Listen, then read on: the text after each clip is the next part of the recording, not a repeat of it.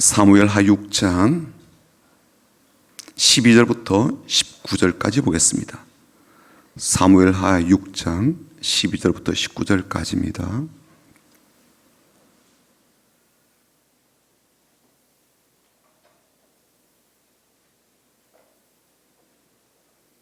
사무엘하 6장 12절부터 19절까지 우리 같이 읽어보겠습니다. 같이. 어떤 사람이 다윗 왕에게 아뢰어 이르되 여호와께서 하나님의 괴로 말미암아 오벳 에돔의 집과 그의 모든 소유에 복을 주셨다 한지라. 다윗이 가서 하나님의 괴를 기쁨으로 메고 오벳 에돔의 집에서 다윗 성으로 올라갈새 여호와의 괴를 맨 사람들이 6걸음을 가매 다윗의 소와 살진 송아지로 제사를 드리고 다윗이 여호와 앞에서 힘을 다하여 춤을 추는데 그때 다윗이 베옷을 입었더라. 다윗과 온 이스라엘 족속이 즐거이 환호하며 나팔을 불고 여호와의 궤를 메어 오니라. 여호와의 궤가 다윗 성으로 들어올 때에 사울의 딸 미갈이 창으로 내다보다가 다윗 왕이 여호와 앞에서 뛰놀며 춤추는 것을 보고 심중에 그를 업신여기니라. 여호와의 궤를 메고 들어가서 다윗이 그것을 위하여 친 장막 가운데 그 준비한 자리에 그것을 두매 다윗이 번제와 화목제를 여호와 앞에 드리니라. 다윗이 번제와 화목제 드리기를 마치고 만군의 여호와 이름으로 백성에게 축복하고 모든 백성 곧 온 이스라엘 무리에게 남녀를 막론하고 떡 한 개와 고기 한 조각과 건포도 떡 한 덩이씩 나눠 주매 모든 백성이 각기 집으로 돌아가니라. 아멘. 이번 주 화요일이 현충일이기도 하고요, 또 절기상으로 망종이기도 합니다. 망종이 무슨 뜻인가 보았더니 이 망이란 말이 약간 이렇게 털이 나 있는 그런 곡식, 말하자면 뭐 보리라든지 벼라든지 이런 곡식을 말하고요. 종은 이제 씨앗이죠. 그러니까 이제 그런 곡식을 뿌려야 될 적기다라는 그런 의미로 망종이라고 그렇게 붙였다고 하더라고요. 지금이 바로 그런 곡식을 뿌리고 심는 바쁜 농사철입니다. 물론 우리는 지금 뭐 농사를 짓기 위해서 들로 또 논으로 간 것은 아니지만 우리의 마음밭에 우리의 삶의 터전에 열심히 믿음의 씨앗도 뿌리고 또 기도의 씨앗도 심고 있는 중이죠. 뿌리고 심은 것들이 열매를 잘 맺어서 큰 수확을 얻을 수 있도록 우리 앞뒤 좌우로 보시면서 인사하고 축복하고 격려하겠습니다. 주님의 이름으로 축복합니다라고 인사하겠습니다. 주님의 이름으로 축복합니다. 주님의 이름으로 축복합니다. 주님의 이름으로 축복합니다. 한 번 더 인사할까요? 주님의 마음으로 사랑합니다. 사랑합니다. 사랑합니다. 오늘 보니까 멀리 대전에서 올라온 또 식구들이 있네요. 네. 우리 병진 형제 가족이 올라와 있습니다. 축복합니다. 사랑하고요. 또 지금 하고 있는 일들이 잘 되길 바랍니다. 미란 씨가 내일 이제 면접을 본다고 그래서 면접 보면 서울로 올라올 수도 있는 기회가 있을 것 같아요. 열심히 기도하겠습니다. 여러분 혹시 축구를 좋아하는 분들은 아마 이런 말을 좀 들어보셨을 텐데요. 손흥민이 손흥민 했다. 혹시 그런 말 들어보셨죠? 네, 아마 들어보신 적 있을 거예요. 일반적으로 고유명사를 동사처럼 쓰진 않거든요. 그래서 실제적으로 손흥민 하다라는 그런 말은 국어 사전에는 없습니다. 하지만 우리는요, 그렇게 새롭게 만들어진 그 말을 이해하는데 그렇게 큰 어려움이 없습니다. 손흥민이 손흥민했다라는 이 말은요, 영국의 이제 프리미어 이제 그 축구 이제 팀 토트넘에서 활약하고 있는 손흥민 선수가 워낙 탁월하게 경기도 잘 풀어가고 또 골 감각이 좋아서 최고의 성적을 거두었을 때 탁월한 경기력을 우리가 보면서 이런 표현을 쓰게 되었죠. 손흥민이 손흥민했다. 그렇게 말을 합니다. 남다른 실력을 갖춘 이 손흥민 선수가 대박 경기력을 보여주었을 때 이런 표현들을 하게 되겠고요. 지난 대회는 또 프리미어 리그에서 100골을 또 이렇게 넣은 이제 일도 있었고 또 더불어서 정규리그 시즌에서는 그야말로 최다 득점 기록도 세우게 되었습니다. 말 그대로 오늘의 손흥민이 어제의 손흥민을 이제 능가한 그러한 일이 있었던 것이죠. 그래서 손흥민이 손흥민했다라고 말을 합니다. 근데 며칠 전에는요, 제가 이런 기사를 보게 되었습니다. 순천하세요. 그런 말을 보게 돼서 순천하세요. 이건 이제 전남 순천시에서 내건 이제 홍보 슬로건인데 영어로도 두 순천이라고 그렇게 해놓았더라고요. 순천시에서 한 10년 전인데 2013년도에 국제정원 박람회를 열었거든요. 원래 다시 개최를 하게 되었습니다. 그러면서 내건 슬로건이 순천하세요라는 그런 문구입니다.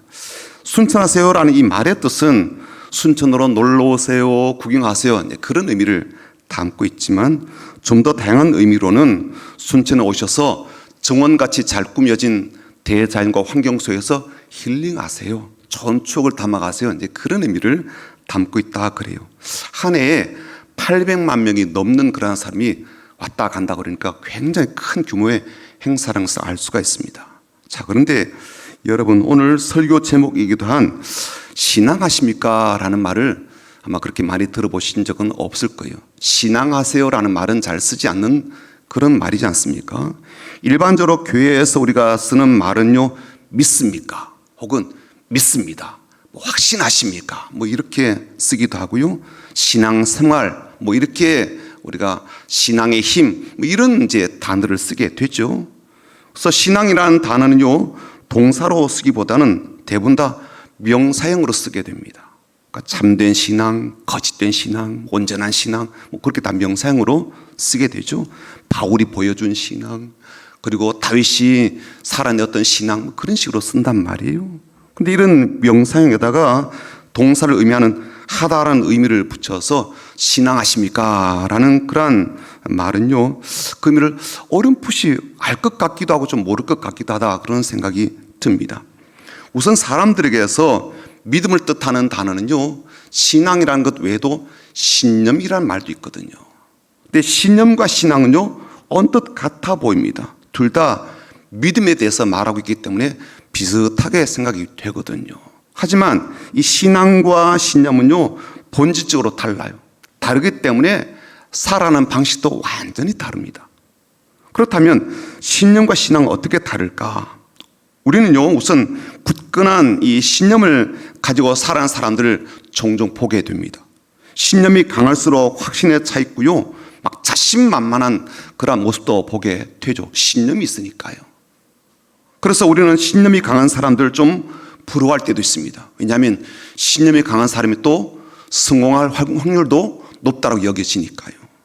신념이란 무엇일까요? 한문으로 보니까 믿을 신, 생각할 염, 그렇게 이제 이루어져 있고, 이걸 합쳐본다면 사전적 의미로는 굳게 믿는 마음, 그런 뜻이 됩니다. 그러니까 굳게 믿는 사람, 내가 굳게 믿고 있는 거, 그렇게 볼 수가 있죠. 그래서 신념은요, 내가 믿고 있는 가치, 사상, 제도, 힘 등을 뜻하게 되는데, 이 도덕적인 가치와 기준도 신념이 될 수가 있고요, 또 내가 소유하고 있는 물질, 힘, 이것도 신념의 일부가 될 수가 있습니다. 또 내가 자라온 환경이나 제도, 그리고 내 정신세계에 영향을 주었던 지식과 사상도 신념이 될 수가 있습니다. 많은 사람들이 자신의 신념에 따라서 행동하고 말하고 살아가죠.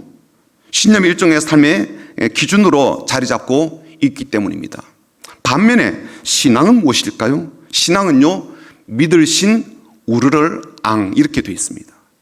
말하자면 우르를 믿는 것, 그렇게 볼 수가 있죠. 우리의 손길에 잘 닿지 않는 높은 곳에 계신 그런 하나님을 우르르 믿는 것, 이게 신앙이라고 말할 수가 있습니다. 그래서 신앙의 기준은요, 내가 아니라 하나님이 되는 겁니다. 기독교에서 믿음을 신념이라 하지 않고 신앙이라고 하는 것도 이것 때문이거든요. 신념은요, 내 노력이라든지 내 경험으로 얻는 가치와 기준에서 생겨난 것이라면, 신앙은 천적으로 위로부터, 하나님께로부터 오는 것입니다. 신앙을 주신 분도 하나님이시고요, 신앙을 견고하게 하시는 분도 하나님이십니다. 그래서 신념에는요, 초월이라든지 신비로움은 없습니다. 반면에 신앙에는요, 초월과 신비가 있고, 그리고 하나님의 능력이 나타나게 됩니다. 왜요? 하나님의 세계가 우리 가운데 임하는 것이기 때문이죠. 그리고 그렇게 되도록 우리가 하나님을 우러러보고 바라보고 믿는 것이기도 하기 때문입니다. 그러므로 신앙과 신념은요, 그 세계가 다르고 본질도 다르고 출발도 달라요. 자, 그런데 문제는 신앙생활을 신념으로 하는 사람들이 적지 않다는 데 문제가 있습니다. 신앙을요, 신념의 틀 안에 맞추게 되죠.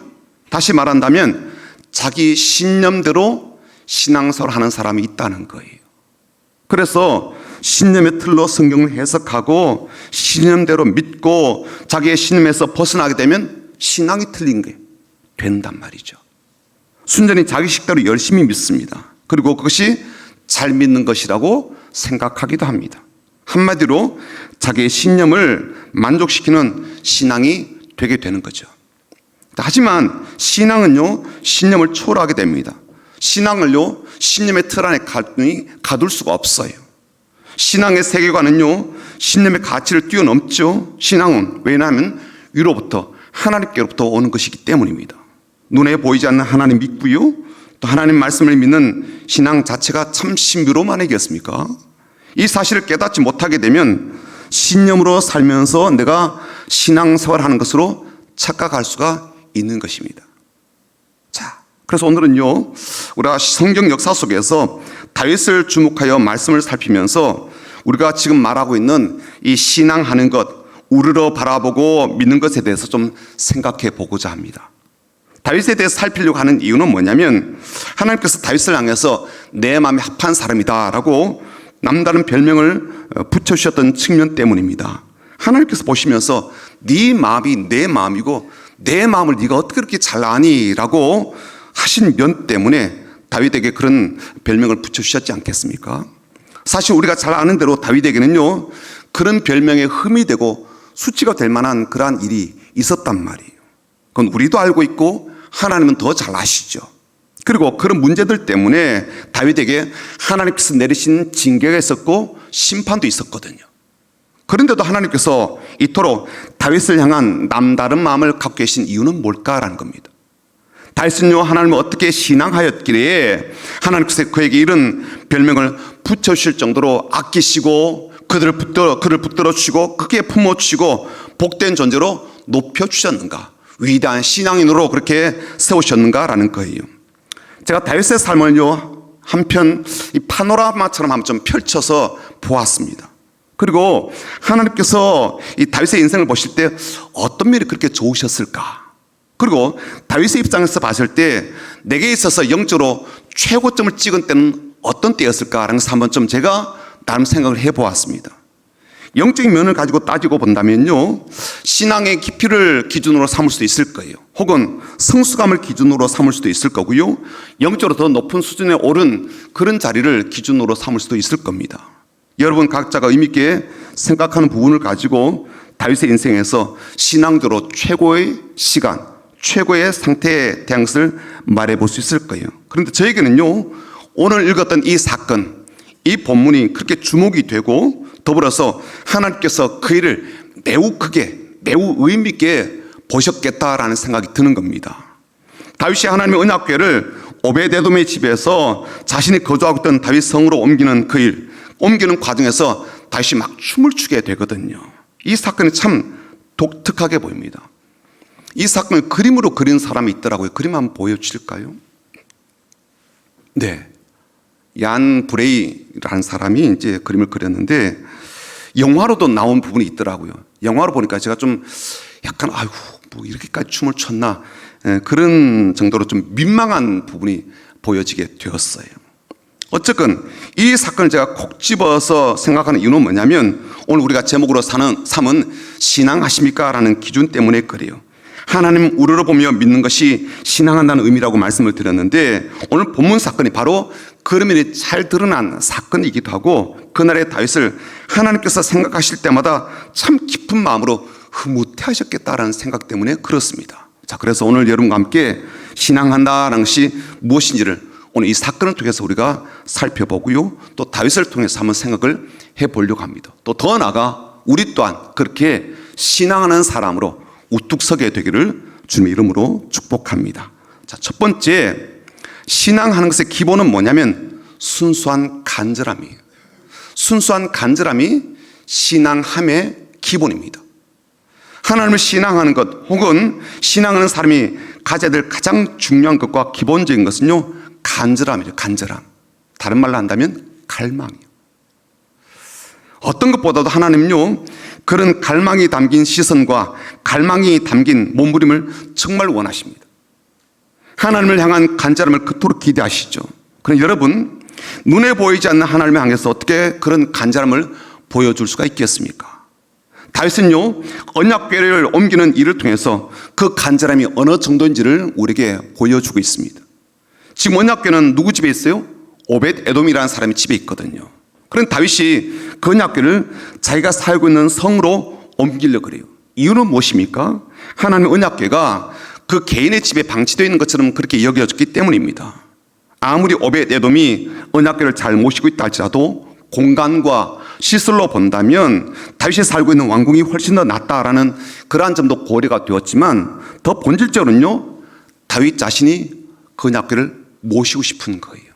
그래서 옮기는 거예요. 이 일은요, 하나님께서 다윗에게 말씀하신 것도 아니에요. 명령하신 것도 아니고요. 순전히 다윗이 스스로 그렇게 하고 싶은 마음을 가졌던 거예요. 이것이 다윗이 가졌던 믿음이죠.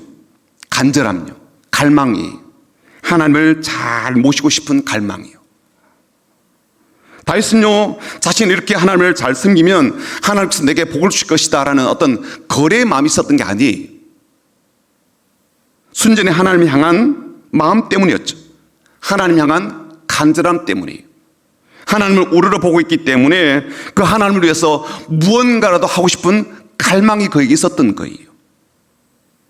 그 마음이 어디까지 직진되는지 아십니까? 나중에 언약궤를 자신의 성에 모셨지만 내가 좀 집이라도 지어드려야 되겠다라고 성전 건축에 대한 꿈을 꾸게 되죠. 그리고 그 사실을 하나님이 아시고 어떻게 하십니까? 야, 난 네가 짓는 거 좀 싫다, 그렇게 말씀하시거든요. 그래도요, 뭐라고 부탁합니까? 그러면 제가 자재라도 좀 준비하도록 허락해 주시면 좋겠습니다. 그렇게 한다고요. 그게 다윗이 가졌던 갈망이에요. 간절함이죠. 오늘 본문의 그날의 사건을 우리가 좀 보게 되는데요, 언약궤를 이동하는 과정에서 그 앞에서 다윗이 춤을 추게 되죠. 누가 다윗에게 춤을 춰야 된다 그런 것도 없고요, 율법에 그렇게 해야 된다라는 부분도 없습니다. 더불어서 다윗이 제사장이 입던 베옷을 입게 되었는데 막 춤을 추게 되면 하체가 드러날 어떤 그런 위험이 있었단 말이죠. 다윗이 그것을 모르는 바가 아니에요. 그런데도 왕으로서의 모든 체면과 채통을 다 내려놓고 그렇게 했더라고요. 그의 막춤은요, 오벳 에돔의 집에서 시작해서 다윗 성까지 계속 이어지게 됩니다. 다윗 성 안에 있었던 이 사울의 아내, 사울의 딸이었던 미갈이 내다보고 막 비난하지 않습니까? 다윗 왕이 참 격 떨어진 분이라고 그렇게 비난했다고요. 그런데 이 오벳 에돔의 집에서 다윗 성까지 거리가 얼마나 되는가 하면 21km 정도 됩니다. 무려 40리요. 굉장히 먼 거리죠. 근데 그만한 거리를 가는 동안 계속 춤을 췄다고 한번 생각해 보십시오. 그렇게 춤을 추는 모습에서 이미 간절함이 보여지지 않습니까? 즐거웠으면 그렇게 춤을 추지는 않았을 거예요. 그날 다윗의 신하 중에는 어느 누구도 같이 춤에 동참하지 않았습니다. 제사장도 그랬고 레인도 같이 참여하지 않았습니다. 다윗이 그렇게 함으로써 입을 창피함이 있겠죠. 수치스러움이 있겠죠. 다른 이들이 나를 어떻게 볼까? 왕인데 저렇게 하면 사람들이 어떻게 볼까? 뭐 그런 생각은요, 아예 없었다라는 것을 알 수가 있습니다. 그에게는 오로지 하나님만 신앙하는 간절함만 있었던 것이죠. 그런 간절함으로 하나님만 신앙하는 것을 하나님이 어찌 기쁘게 여기지 않으셨겠습니까? 저는 지금 장로님들과 이제 복음에 대한 공부를 지금 하고 있거든요. 지난주에 한 번 했고 이제 앞으로 한 2번 정도 더 남아 있는데 그 공부하는 내용 속에 이런 질문이 담겨져 있습니다. 사람이 만약 하나님이 존재한다라고 믿는다면 그 하나님 만나고 싶어 할 것이고 또 그렇게 능력이 좋고 많으신 하나님이라면 심지어 만나야 되지 않겠습니까? 자, 그런데 왜 사람들은 그 만남을 가지지 못할까요? 이게 이제 그 교재 속에 있는 질문이에요. 왜 하나님과의 만남이 잘 이루어지지 않나요? 혹은 또 왜 하나님 만날 수 없다라고 말하고 만남이 잘 이루어지지 않습니까? 하나님께 문제가 있을까요? 아니면 사람에게 문제가 있을까요? 단순하게 보자면 상식적으로 봐도 하나님께 문제가 있는 게 아니라 사람에게 문제가 있겠죠. 그러니까 공부를 해보니까 다 그렇게 대답을 하더라고요. 그렇죠. 성경에서는 하나님께서 우리에게 찾아오신 분이라고 끊임없이 우리에게 이야기해 주지 않습니까? 심지어 그래서 하나님의 아들이신 예수님도 이 땅에 찾아오셨다고요. 사람의 몸을 입고요. 환자들에게 찾아오시고요. 어려움 중에 있는 이들을 찾아오시고요. 진리에 목말라 하는 사람이 찾아오시고요. 문제가 있고 호소하고 간구하는 사람들에게 찾아오시지 않아요? 그런 예수님이라면요, 우리가 만나고 싶어하는 의지만 있다면 얼마든지 예수님과의 만남은 성사되어야 될 겁니다. 그런데 많은 분들이 하나님 만나고 싶어 하는데 만나지 못하는 경우들이 있더란 말이에요. 문제가 무엇일까요? 사람에게 문제가 있다는데 어떤 문제가 있습니까? 그 질문했더니 간절함이 없다는 거예요. 간절함. 갈망이 없다는 거예요. 절절함이 없다는 거예요. 절박함이 없다는 거예요. 실제로 그렇지 않을까요? 이건요, 예전부터 계속 있어 왔던 일입니다. 예전 사람도 그랬어요. 간절함이 없었어요. 오죽하면 솔로몬이 이런 말 했겠습니까? 잠언에 이렇게 했습니다. 하나님 말씀이긴 한데요, 나를 사랑하는 자들이 나의 사랑을 입으며 나를 간절히 찾는 자가 나를 만날 것이니라. 하나님이 하신 말씀이에요. 뭐라고 말씀하십니까? 나를 사랑하는 자들이 내 사랑을 입을 거다. 나를 간절히 찾는 자가 나를 만날 거래요. 오죽 사람들이 안 찾으면 좀 나를 찾아달라 그렇게 했겠습니까? 그 간절함이 우리에게 없다는 거예요. 부족하다는 거예요. 그래서 예수님도요, 제자들에게 뭐라고 말씀하셨어요? 구하라. 그러면 너희가 주실 거다. 찾으라. 그러면 찾을 거다. 문을 좀 두드려라. 그러면 너에게 열릴 것이다. 구하는 이마다 받을 거다. 찾는 이는 찾아낼 거다. 두드리는 이에게는 열릴 것이다. 그렇게 말씀하셨다고요. 라오디게아 교회는 어떻게 말씀하셨어요? 이렇게 말씀하셨어요. 물은 내가 사랑하는 자를 책망하여 징계하노니 그러므로 네가 열심을 내라. 회개해라. 볼지어다 내가 문 밖에 서서 두드리노니 누구든지 내 음성을 듣고 문을 열면 내가 그에게로 들어가 그와 더불어 먹고 그는 나와 더불어 먹으리라. 밖에서 주님도요, 열심히 간절함으로 두드리고 계신데요, 또 몸배짱 사람들이 문을 안 연다는 거예요. 문을 여는 간절함도 없다는 거예요.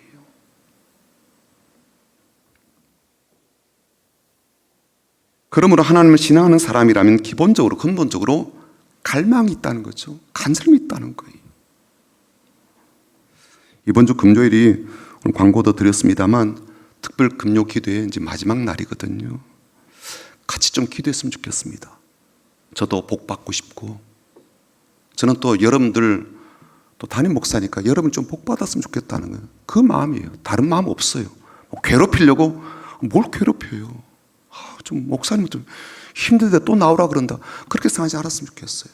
오죽하면 그렇겠냐고. 제가 오죽하면. 내가 목양하는 내 양떼들이 복 받았으면 좋겠다. 박복한 인생이 아니라 복 받았으면 좋겠다. 그 마음뿐이라고요. 저는 여러분들에게 그런 간절함과 갈망이 있기를 소망합니다. 하나님 신앙하는 걸음에는요, 반드시 간절함으로 시작되더라고요. 두 번째, 신앙하는 것은 언제나 예배로 표현됩니다. 언약궤를 옮기는 과정에서 다윗은요, 춤을 추는 것만 아니라 다른 행동도 하게 되는데, 그건 뭐냐면 본인이 배에 에봇을 입고 언약궤 앞에서 제사를 드리는 거예요. 이건 제사장이 하는 일인데 다윗이 그 일을 하고 있습니다. 13절 한번 보십시오.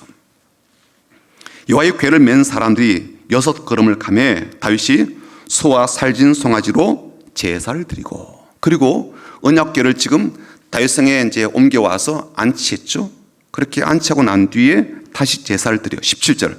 여호와의 궤를 메고 들어가서 다윗이 그것을 위하여 친 장막 가운데 그 준비한 자리에 그것을 두고 다윗이 번제와 화목제를 여호와 앞에 드리니라.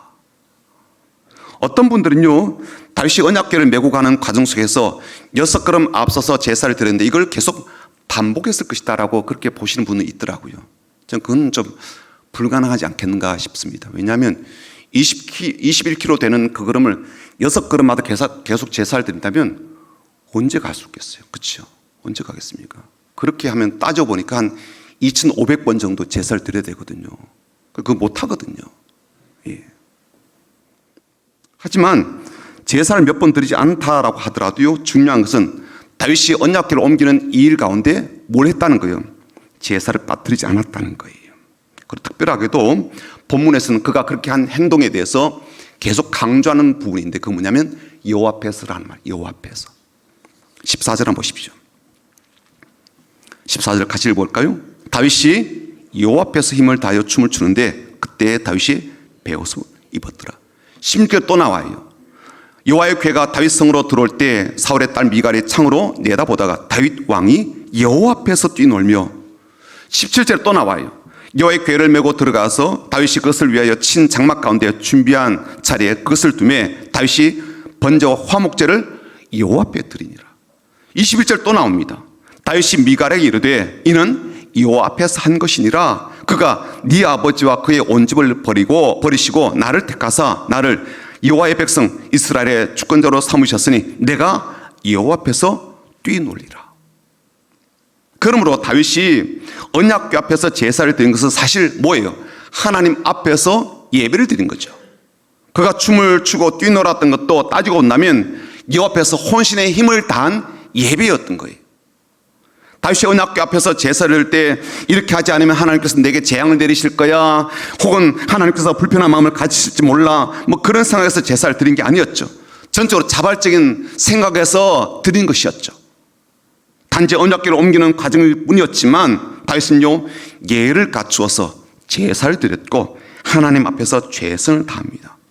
사랑하는 성도 여러분, 신앙한다는 것은 무엇입니까? 결국 하나님 앞에 이런 진심 어린 마음을 담아서 예배한 것으로 표현될 수밖에 없습니다. 하나님 우러러 바라보고 있는데 그 하나님을 예배하게 되는 것은 지극히 당연한 일 아니겠습니까? 세 번째, 마지막으로 신앙하는 것 속에는요, 가장 큰 기쁨을 누리는 과정이 꼭 포함되어 있습니다. 우리의 영혼은 하나님을 신앙하는 것을 통해서 놀라운 기쁨을 누리게 됩니다. 오늘 본문의 구절들을 찾아가면서 한번 읽어볼 텐데 어떤 느낌을 확실하게 받게 돼요. 한번 구절들을 제가 한번 같이 읽어볼 텐데요. 12절 한번 보십시오. 어떤 사람이 다윗 왕에게 아뢰어 이르되 여호와께서 하나님의 궤로 말미암아 오벳 에돔의 집과 그의 모든 소유에 복을 주셨단지라. 다윗이 가서 하나님의 궤를 그 다음에요, 기쁨으로 메고, 그러죠, 기쁨으로 메고 오벳 에돔의 집에서 다윗 성으로 올라갈세. 14절 보십시오. 다윗이 여호와 앞에서 그 다음에요, 힘을 다하여 춤을 추는데. 15절 넘어가 볼까요? 다윗과 온 이스라엘 족속이 즐거이 환호하며 나팔을 불고. 16절이요. 여호와의 궤가 다윗 성으로 올라올 때에 사울의 딸 미갈이 창으로 내다보다가 다윗 왕이 여호와 앞에서 뛰놀며 춤춘 것을 보고. 21절이요. 다윗이 미갈에게 이르되 이는 여호와 앞에서 한 것이니라. 그가 네 아버지와 그의 온 집을 버리시고 나를 택하사 나를 여호와의 백성 이스라엘의 주권자로 삼으셨으니 내가 여호와 앞에서 뛰놀리라. 어떤 모습이 보여요? 다윗이 지금 기쁨이 가득 찬 모습이 그려지지 않아요? 그 기쁨으로 힘을 다하여 춤을 추고요, 그리고 그 시간이 참 즐거운 시간으로 그가 보내고 있다는 것을 알 수가 있습니다.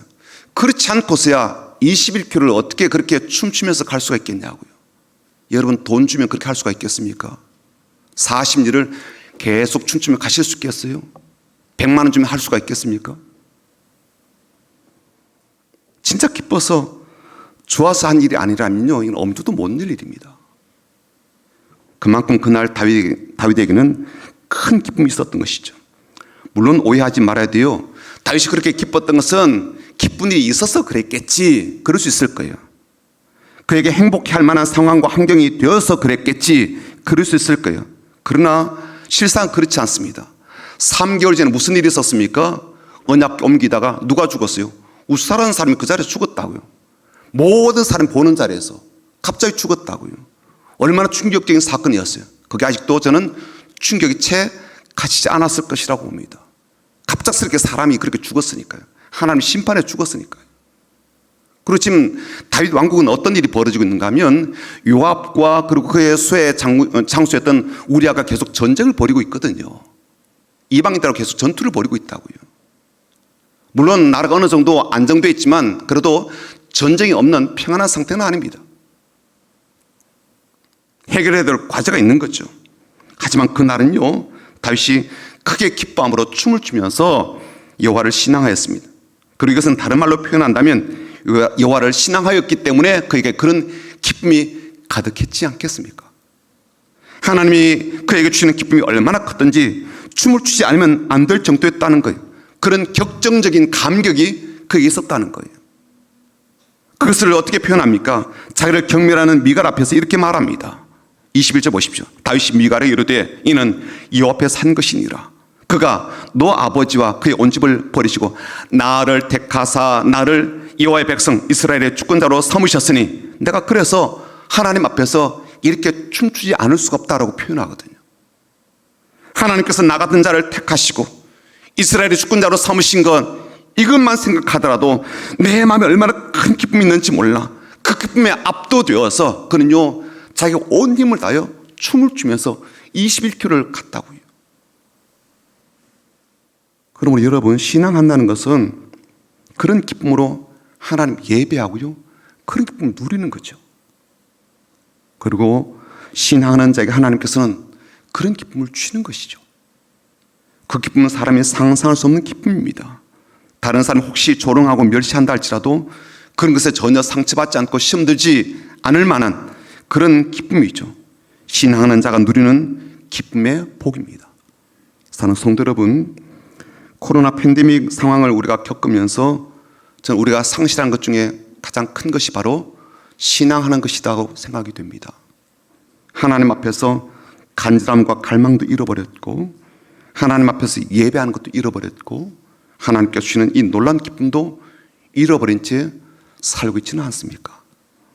하나님 믿고 우러러 보면서 예배하고 기쁨과 갈망함으로 섬기게 될 때 하나님께서는 우리에게도 다윗에게 말씀하셨던 것처럼 내 마음에 합한 내 딸과 내 아들이라고 말씀하시지 않겠습니까?